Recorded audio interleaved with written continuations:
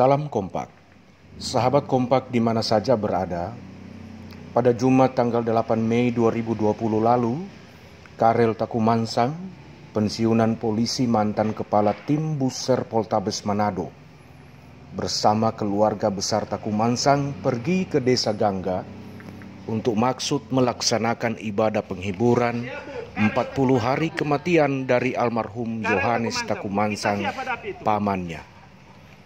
Keesokan harinya Karel Takumansang pergi ke Pulau Lihaga untuk maksud melihat dari dekat aktivitas yang berlangsung di tanah milik mereka yang selama ini diperjuangkan kepemilikannya dari pihak yang sejauh ini diperkarakannya, lantaran diduga melakukan pengalihan hak secara tidak sah. Karel sama sekali tidak ingin memancing keributan. Tetapi apa yang terjadi? Tidak diduga, secara tiba-tiba Polres Minahasa Utara melakukan penangkapan dan akhirnya berujung pada penahanan Karel Takumansang sebagai tersangka. Bagaimana persisnya kronologi kejadian ini? Kita ikuti wawancara eksklusif dengan Yul Takumansang, anak kandung dari Karel Takumansang yang saat itu berada di sana dan menyaksikan detail kejadian ini. Nama saya Yuliana Takumansang, anak dari Karel Lefran Takumansang, keturunan dari Lefran Takumansang, dan papa saya mamanya Kori Takumansang, dan melahirkan anak satu-satunya Karel Takumansang, dan saya anaknya. Ibu adalah Pak Karel Takumansang itu yang polisi dulu. Iya. Jabatan apa dulu? Kanit Buser Polresta Manado terakhir. Bekerja berapa lama? 35 tahun. Lama sekali. Iya. Oke, saat ini bagaimana kabar orang tua Anda? Orang tua saya sehat-sehat, tapi sekarang dalam tahanan Polres Minut. Polres Minut. Kenapa ayah Anda ditahan? Sedikit cerita aja ya. Soalnya saya merasa sangat aneh dengan kasus yang saya alami sama keluarga-keluarga saya. Di saat di sini kami keluarga yang 4 itu tidak menerima uang sama sekali dari hasil penjualan oleh yatim Aramis, dan mempunyai 9 keturunan, yang 5 sodapah, yang 4 belum dapat.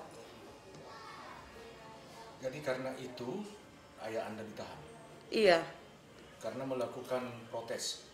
Kami melakukan karena pada saat itu kami lagi ke duka sama opa di Gangga. Terus pada saat itu papa berikan surat. Menyurat dulu sebelum melakukan tindakan, tapi menyurat itu ke manajernya. Tapi tidak ada balasan sama sekali. Pada habis dari duka, torang kalihaga no. Sampai di situ torang lihat ada bangunan yang ilegal menurut kita. Karena torang nyak merasa dijual pulau atau sama sekali nyak berterima doi apa-apa dari situ. Di saat situ torang konfirmasi dulu, belum melakukan kerusakan apa sama sekali ndak. Konfirmasi sama manajer, menanyakan, coba Anda telepon kepada bos Anda bahwa saya, Papa Dam, bilang dari keturunan Takumansang atas nama Karel Takumansang datang ke tempat ini. Terus si manajernya balik sana, balik sini tanpa kepastian, katanya nggak diangkat-angkat telepon. Setiba di situ, dia balik lagi, Pak orang tanya bukti kepemilikan. Jadi Papa kasih bukti bahwa menunjukkan bahwa torang ada bukti. Torang ahli waris dari tanah tersebut. Kemudian ketika speed jalan, sambil bincang-bincang, terjadi Papa curiga dang. Ada apa ini speed bale-bale? Tanya ke manajer. Kita buat begini kalau kita nyanda apa ini? Itu panggil anggota. Dia bilang, "Dak, ambil air." Nanti diproses. Oh, ambil air. Bapak bilang, oh ambil Kita air terima, yang Bu, ini. kita terima, Iya, karena ambil kita air. laporan di Polres juga. Speed tuh. masih di tengah, Tujuh Bapak laporan, Solia, jangan tindak lanjut di anggota. Ya, terjadilah kerusakan bangunan yang terletak di tanah patorang, yang orang pikir itu terempe tanah.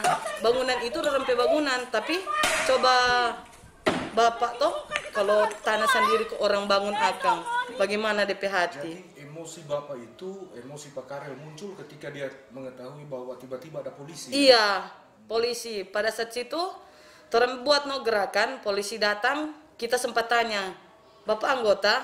Iyo, kita anggota, sempat tasolia no ada pistol di popoji. Kong kita tanya, Bapak apa dang sini? Oh, kita jaga di sini. Oh, dalam keadaan COVID, Bapak jaga di sini. Kita sempat baku bantah Pak itu. Keadaan COVID Bapak jaga di sini. Oh iyo, orang kok ada 3 orang kata shift pagi, siang dan malam.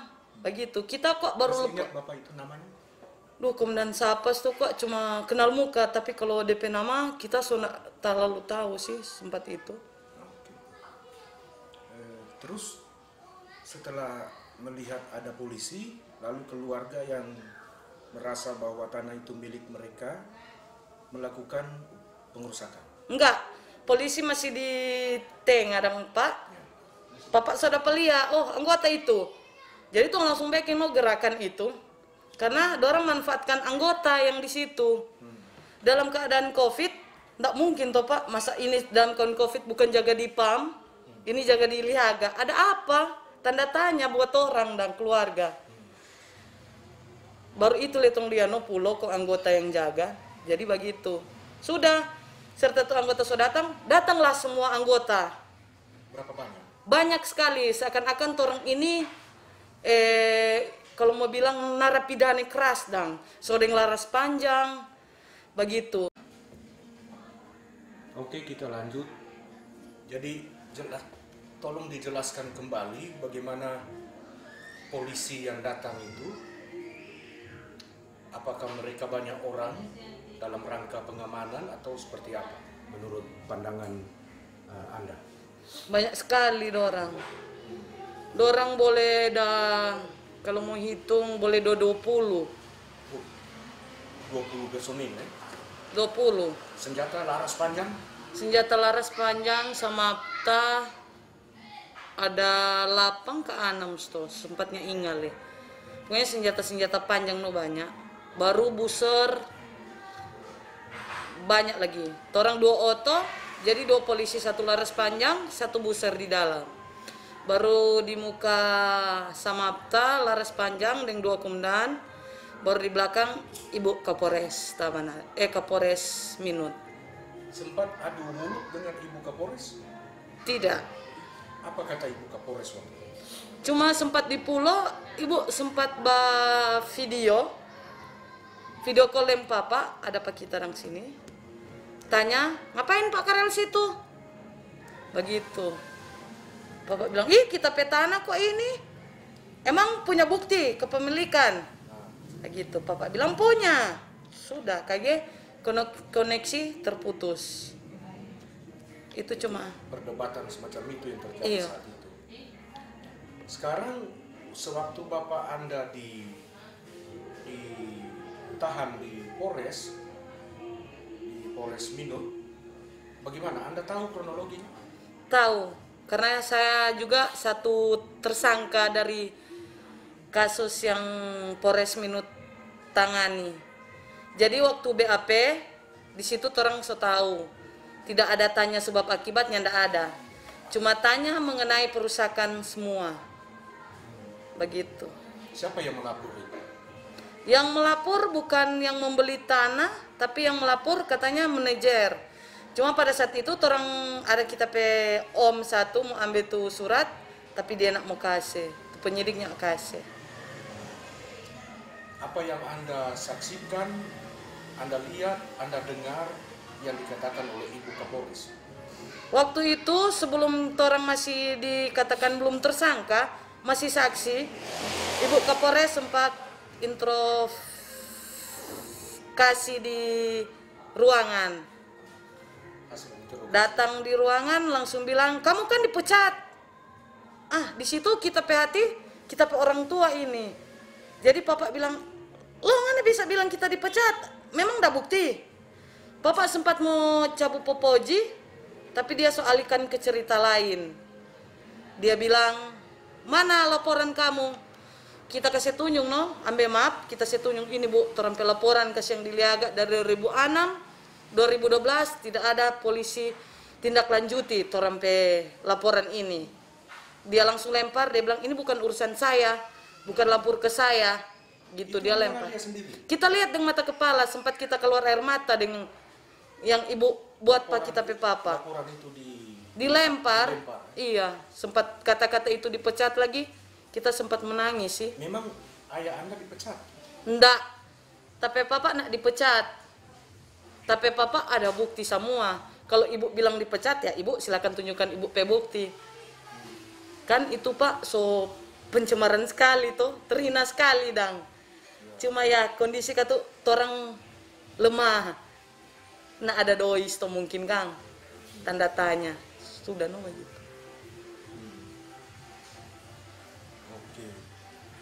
Pertanyaan terakhir, apa rencana Anda untuk dapat terus mempertahankan bahwa Anda berhak atas tanah? Tanah tetap orang pertahankan karena ini so mengorbankan kita pe orang tua. Dari dulu kita pe orang tua selama kita masih kuliah, kita sempat sedih dengan kejadian ini. Orang anak-anak sempat tabiar. Sempat datang lagi dorang dari Mabes ke dari mana kita minta baku dapat dengan papa, selalu bilang papa masih anggota dengan mama, selalu bilang periksa dia. Jadi keputusan papa dengan mama kesiang sempat berhenti no dari polisi. Cukup pendang banyak sekali pak terempe hati anak-anak besar sekali pak. Kalau terempe hati luka sekali dengan kejadian ini. Cukup sudah. Karya Bayu Gautama. Negara ini sedang sakit. Terlihat dari rakyat yang bingung. Karena dipimpin para orang sakit. Kenapa pemimpin kita sakit dan suka bingung? Karena mereka suka maling dan tukang kibul.